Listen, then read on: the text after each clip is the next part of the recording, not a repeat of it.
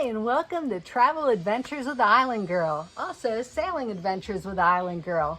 Well, today is the last day of my whirlwind terrific tour of Tanzania, Africa. What started out is just strictly coming here to climb Kilimanjaro. That was my main reason for coming to Tanzania, Africa. Well, I went and climbed Kilimanjaro, and thank you very much for KLM Safaris is who I went and climbed Kilimanjaro with. So what I did to start out, because all I knew was, hey, I just wanted to climb Kilimanjaro. That's what it all was about. That was my main goal. So I contacted KLM Safaris, and they were like, okay, we can get you up the mountain. We will provide pickup at the airport. We will provide the first night a hotel. When you come back from Kilimanjaro, we'll supply the next night of hotel, and then we will drive you back to the airport. So those are the main things I was looking for. But as time went on and I discovered more options while I was in Africa, I decided to extend and do safaris, check the local areas, do all kinds of touristy things, and to get to know a little bit more about Tanzania, Africa. So initially, the flight, let's talk about that. There's several options. It's gonna be, at least from the East Coast of America, it takes about 20 to 30 hours to get to Tanzania, Africa. There are no direct flights. You usually have to go through a couple cities in order to get there. On mine, I went through New York, Amsterdam, down to Tanzania. So it's a little bit of a struggle to get here, but it's totally worth it. So let's start out. I was picked up at the airport. Again, KLM Safaris. A great guy named Gilly was able to pretty much get everything together, hook me up with a really fabulous guide the whole time for Kilimanjaro called Justo. And he got me up that hill. And this is the first of my 7 summits quest, which is to do the highest mountain in every single continent.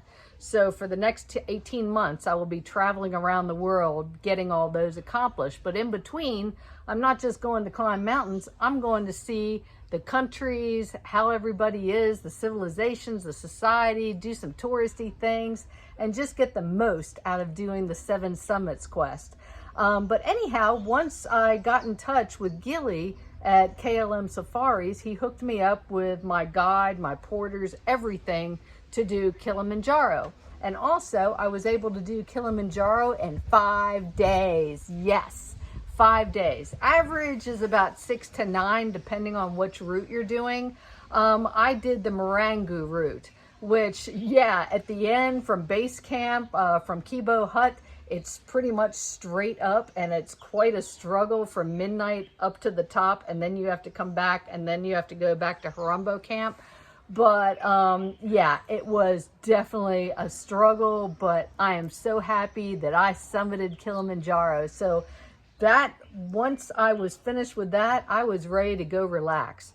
So I called up Gilly, who was my, KLM representative and pretty much the owner and everything in the company. And he set me up with a really, really, really nice place to stay afterwards, which this was where I stayed after, right here. And they're on Airbnb and Booking.com and Travel Advisor and everything.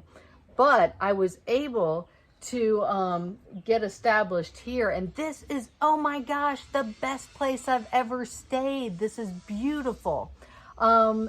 Breakfast every day. It's like a boutique hotel, but it's terrific. It's right in Moshi, Tanzania, which Moshi is still about an hour drive from Kilimanjaro, but there's really no close place to Kilimanjaro that you can stay.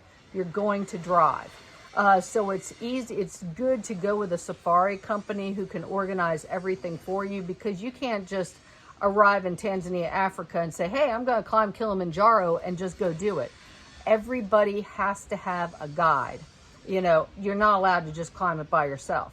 They have to know who is in, who is out, who's climbing, what's going on. And make sure that you have your visas in order, your immigration papers in order, your permits, and that is what a safari company is about, is getting all these in order, finding the best porters to suit you, finding the drivers to move you around, because they drive on the left side of the road here. So if you're an American or a person who is not used to driving on a certain side of the road, yeah, you're not driving around here at all. A little bit crazy, but make sure before you take off, have your permits in order, everything in order.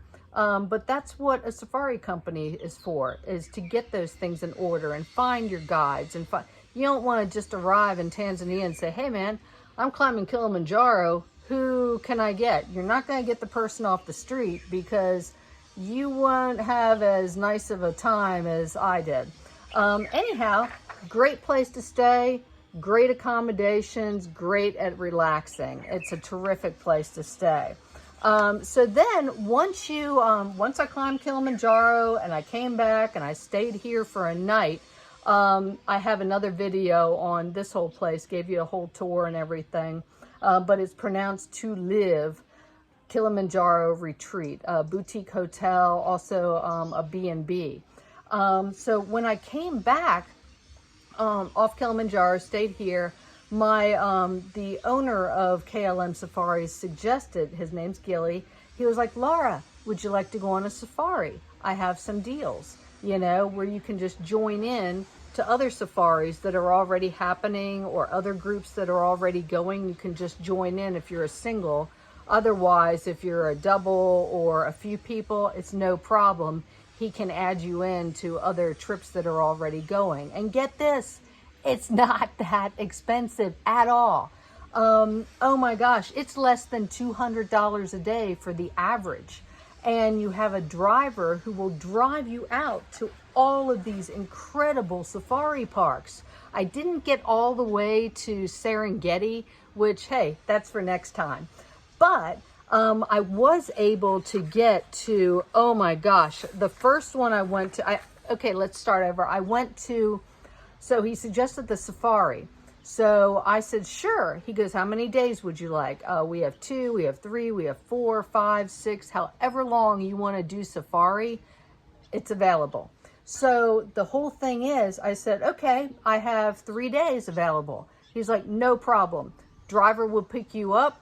And it's the coolest thing. They pick you up in one of these Land Cruisers, you know, the things that you think of, safari tracker mobiles, where you're all enclosed, so lions can't eat you or anything. And you can look up out of the roof, you can look at the side windows, and the animals are like right there. It's like you could almost reach out and pet a zebra or a baby zebra, or it's just the coolest thing. So the first one we went to was Lake Moniera, and that is Lake Moniera National Park. It's recently had a drought issue, but it was no big deal. We had elephants, we had giraffes, everything came right up to the vehicle, like right there. You could pet them almost. It was amazing. Spent that whole first day. Then we went to these little private villas. They weren't as nice as this area. It was just like a place to lay your head at night, and they provided, you know, breakfast, dinner, lunch, provided all your meals. It wasn't like over the top, but it was just a place to lay your head. And so that was done with the first day. Second day, we went to Tarangire National Park, and that's, you know, a couple hours from here. We didn't come back to this hotel every night. We stayed out. We stayed out on safari, and it was considered a camping safari versus a lodge safari, where you would stay at a lodge, go out from the lodge every single day, go do your parks, go do your safari, versus camping safari. As you go along the way, you're pretty much camping. A place to just lay your head for the night, then wake up at 5 or 6 in the morning, start your next national park tour, because hey, tons of animals to see and a little time to see them. So that was the second one, the Tarangire National Park. Also on the third day, we did the Ngorongoro Crater Conservation Area. That was amazing. That was my favorite one, because what it is, it's like this, it was an old volcano that pretty much blew its top and it created a crater. And it's just this giant, it looks like a whole circle of mountains. And then this natural preserve area, like a little animal paradise, is down in the bottom with a beautiful lake. And that lake has hippos, flamingos, every animal imaginative, and it has the big five there. These are like the major 5 animals that everybody wants to see when they come to Africa. I think it's elephant, lion, rhino. It's just the big 5. I think Cape Buffalo, you see everything there. And that was the first place where I got to see like a whole family of lions, like right there, like almost petting them. You saw baby lions, you saw baby giraffes, you saw baby, everything had little babies with it. It was so cool. And, you know, you saw hyenas, you saw things on the hunt, you saw wildebeests and Cape buffalo and zebras all in herds running past. I mean, it was just an amazing experience. It was so cool. But while you're on safari, they set up lunch for you. You have breakfast. You're dropped off at your camp at the night, picked up early. Your guide has you the whole time.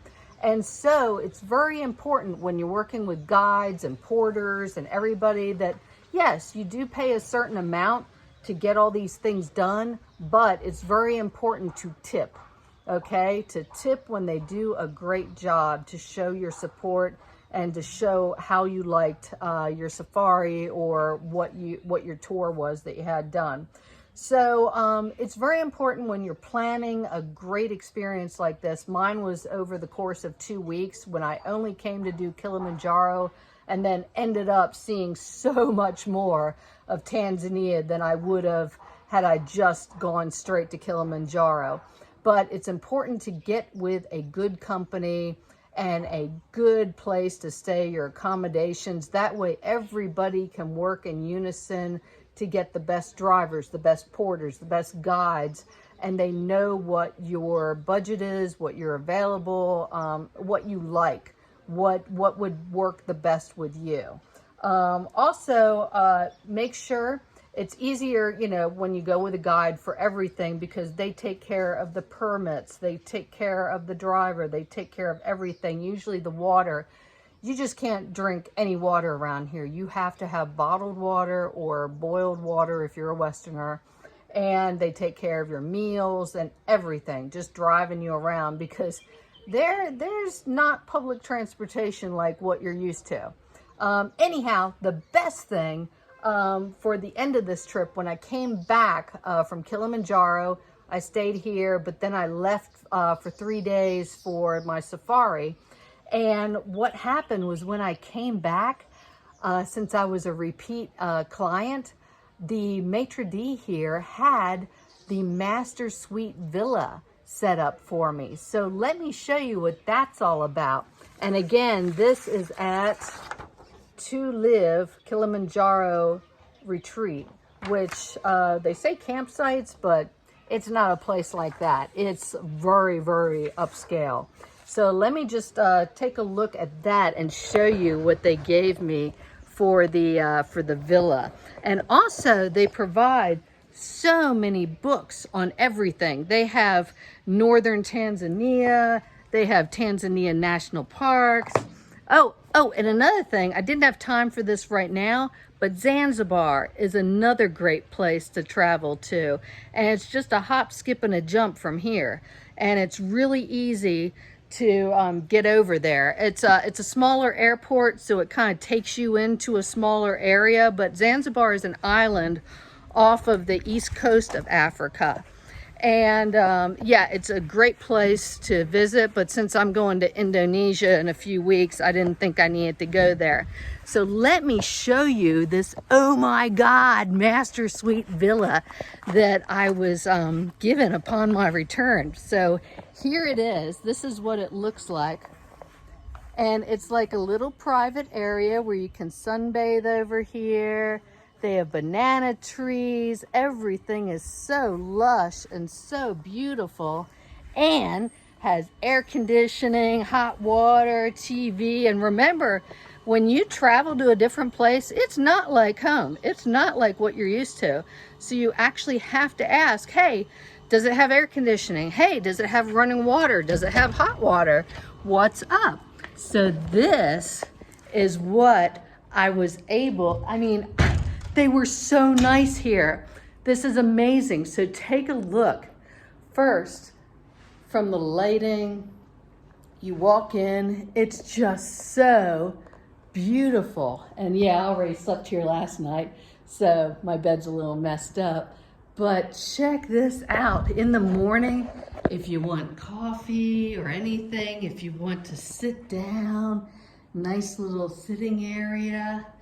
Let me open up some drapes so you can see out. You look out the windows at the gardens. There's extensive gardens around here too. You can make your coffee in the morning, air conditioning, and you can sit here, look out the window. Gardens you're surrounded by, and it's like a little round hut. It's just so cute. And then TV, other little breakfast eatery.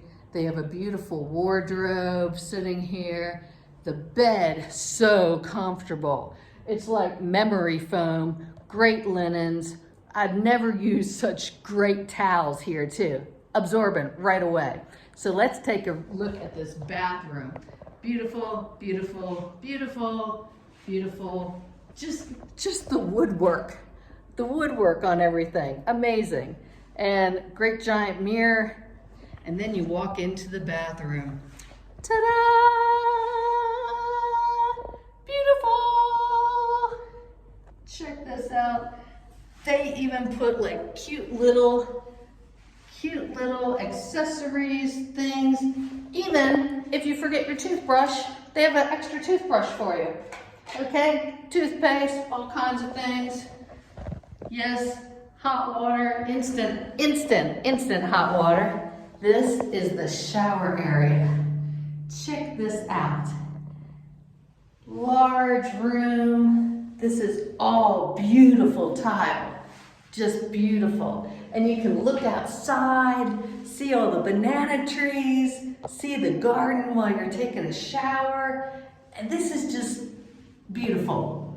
Beautiful. Beautiful. Yeah, very, very nice. And they have everything you need. Just perfect. Really nice. Yep, gorgeous. So this is what a master suite is all about.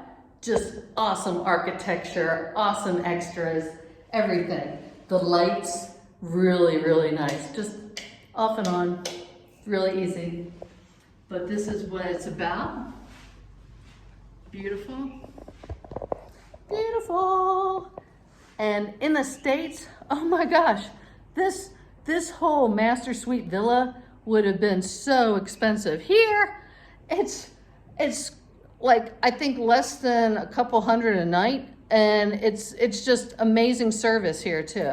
Beautiful. So let me give you another little tour, and then today I get my flight back home.